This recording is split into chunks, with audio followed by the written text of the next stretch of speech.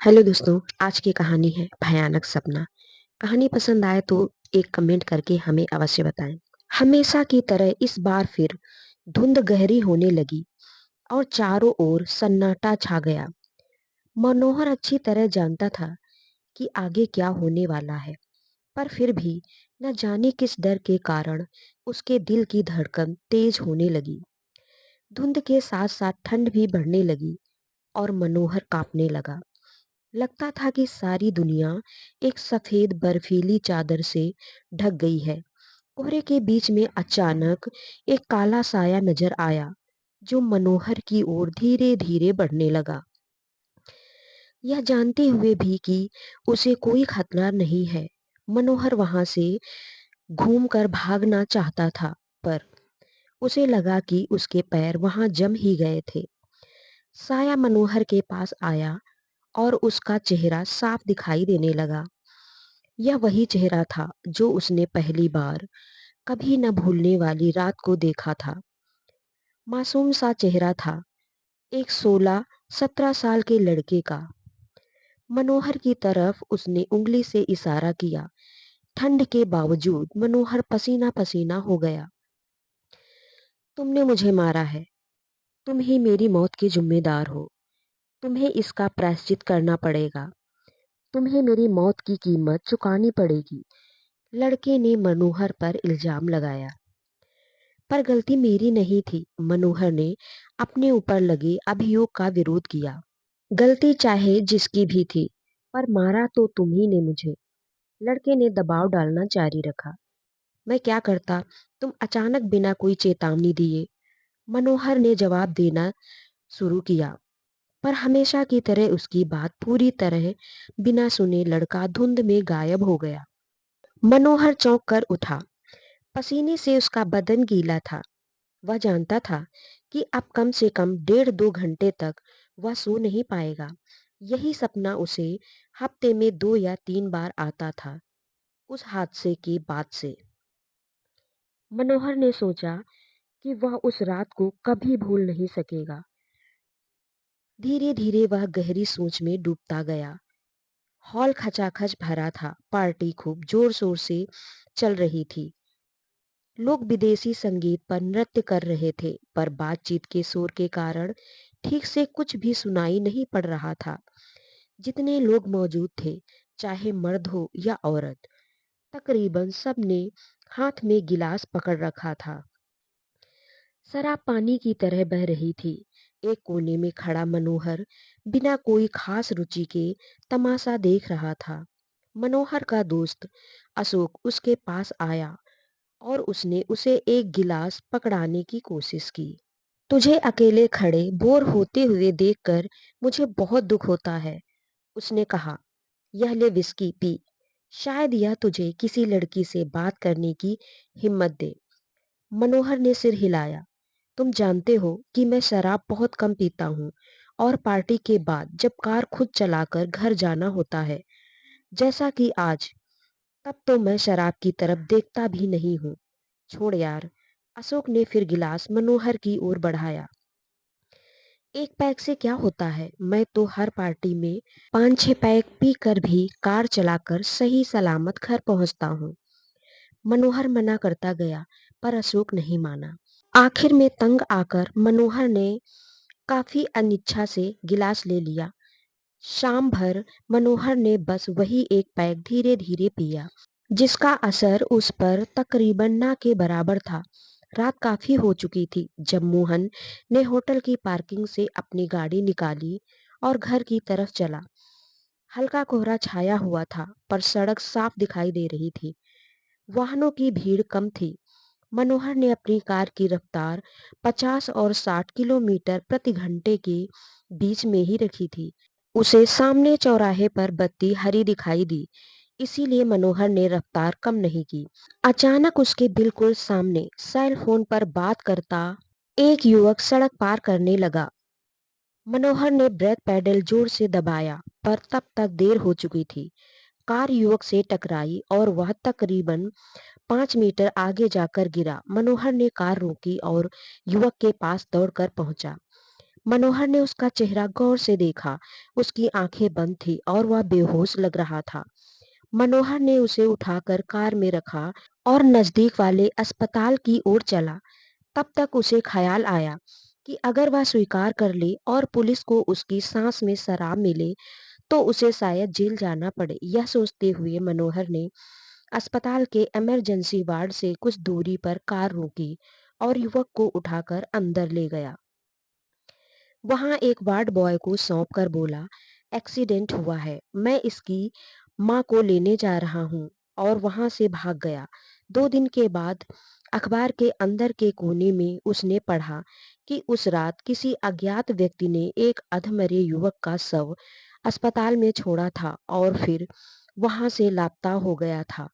उसी रात से मनोहर को धुंध वाला सपना आने लगा।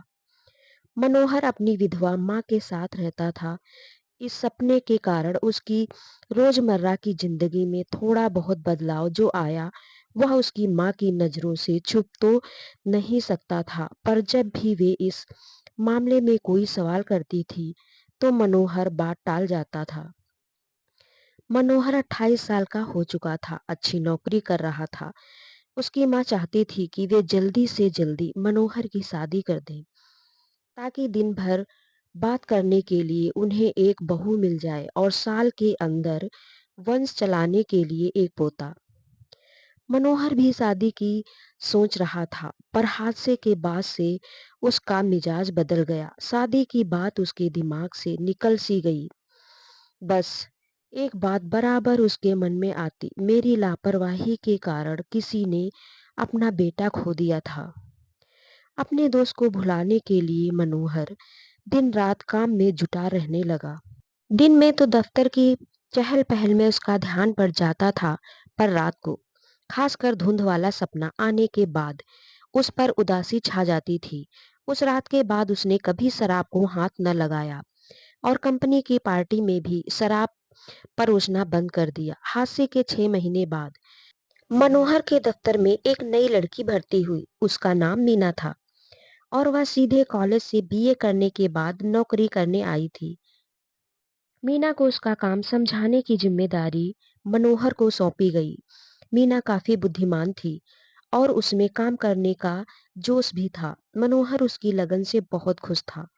धीरे धीरे मनोहर मीना की ओर आकर्षित होने लगा और उसे लगने लगा कि मीना उसके लिए एक आदर्श जीवन साथी बन सकती है। उसके साथ शादी करके जिंदगी काफी मजे में कट सकेगी। पर शराफत के भी कुछ नियम होते हैं। मनोहर ने अपनी भावनाओं के बारे में मीना को तनिक भी ज्ञान होने नहीं दिया। एक दिन सुबह मीना मनोहर के केबिन में आई। Good morning sir. Good morning Meena, Manohar ने जवाब दिया। जन्मदिन मुबारक हो सर। Happy birthday. धन्यवाद, मनोहर बोला। पर मैं हैरान हूँ, आज तक तो इस दफ्तर में किसी ने मुझे जन्मदिन की बधाई नहीं दी। तुम्हें कैसे पता चला कि आज मेरा बर्थडे है?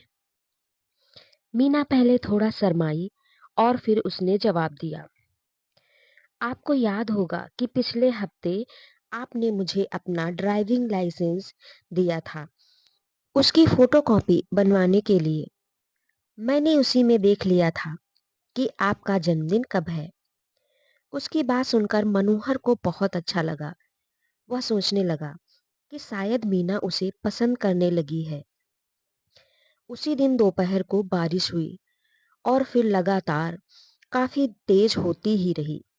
मनोहर जानता था कि मीना लोकल बस से घर जाती थी। उसने मीना को बुलाया और पूछा, तुम्हारे पास छतरी है? नहीं सर, मीना ने जवाब दिया। आज सुबह तो आसमान बिल्कुल साफ था, इसलिए मैं अपनी छतरी घर पर ही छोड़ आई। तब तो तुम घर जाते जाते बिल्कुल भीग जाओगी।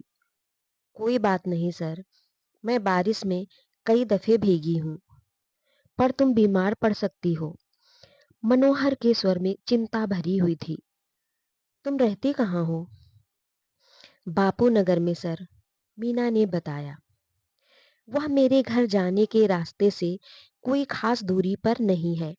आज मैं तुम्हें कार से तुम्हारे घर पर छोड़ूंगा। नहीं सर, इसकी जरूरत नहीं है। मीना ने मनोहर की बात का विरोध किया। आपको खामखा दिक्कत होगी। मैं खुद चली जाऊंगी रोज की तरह। पर मनोहर ने मीना की एक न सुनी और उसे अपनी कार से घर पहुंचाया। अगले दिन मीना ने मनोहर से कहा, सर, मैंने आपके बारे में अपने माता पिता को बताया।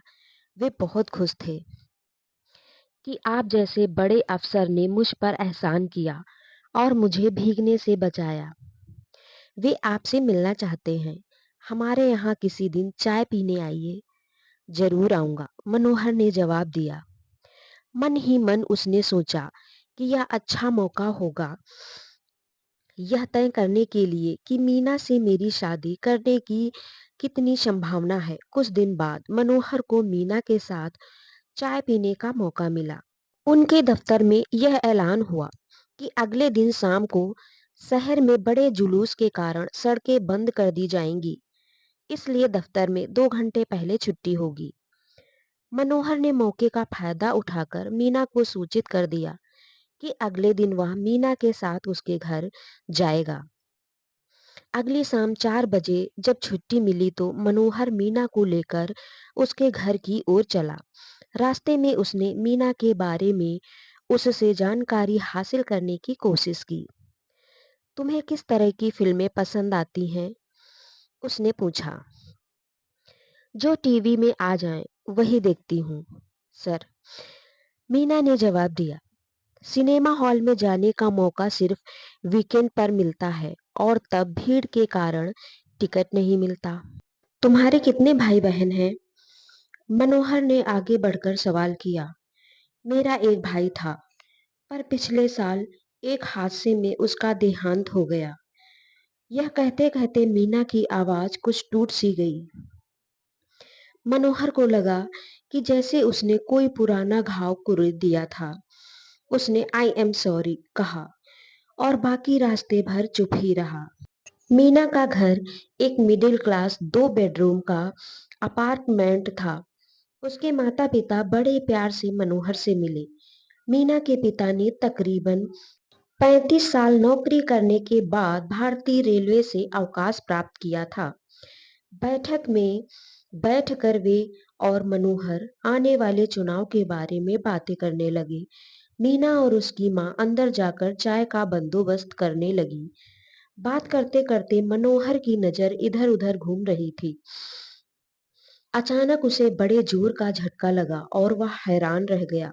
सामने दीवार पर एक बड़ी सी तस्वीर लगी हुई थी जिस पर पुष्पमाला पड़ी हुई थी और तस्वीर उसी नौजवान की थी जो मनोहर की कार के नीचे आ गया था। मनोहर अपनी आंखों पर विश्वास खो बैठा। आज के नेता अपनी कुर्सी की ज्यादा और जनता की खुशहाली की चिंता कुछ कम ही करते हैं। माफ करना सर, मनोहर ने उनकी बात काटी, पर क्या मैं पूछ सकता हूँ कि दीवार पर लगी यह फोटो किसकी है? मीना के पिता एकदम चुप हो गए, फिर कुछ रुक कर बोले, यह हमारा इकलौता बेटा प्रशांत था, मीना का भाई। पिछले साल एक दुर्घटना में इसका देहांत हो गया, पर इसके बारे में तुम मीना या उसकी माँ के सामने कुछ नहीं पूछना। वे दोनों अपना गम अभी तक भुला नहीं पाई हैं। इसके बारे में सोचकर वे आज भी बहुत भावुक हो जाते हैं। मनोहर का सिर चकराने लगा। उसने सोचा, जिस लड़की से मैं शादी करना चाहता हूँ, उसी के इकलौते भाई की मौत का जिम्मेदार मैं ही हूँ। बाकी शाम कैसे कटी मनोहर को ठीक से याद नहीं। कुछ खाया, कुछ बोला, सब कुछ स्वचालित था। मीना की माँ ने उसकी फैमिली के बारे में पूछा।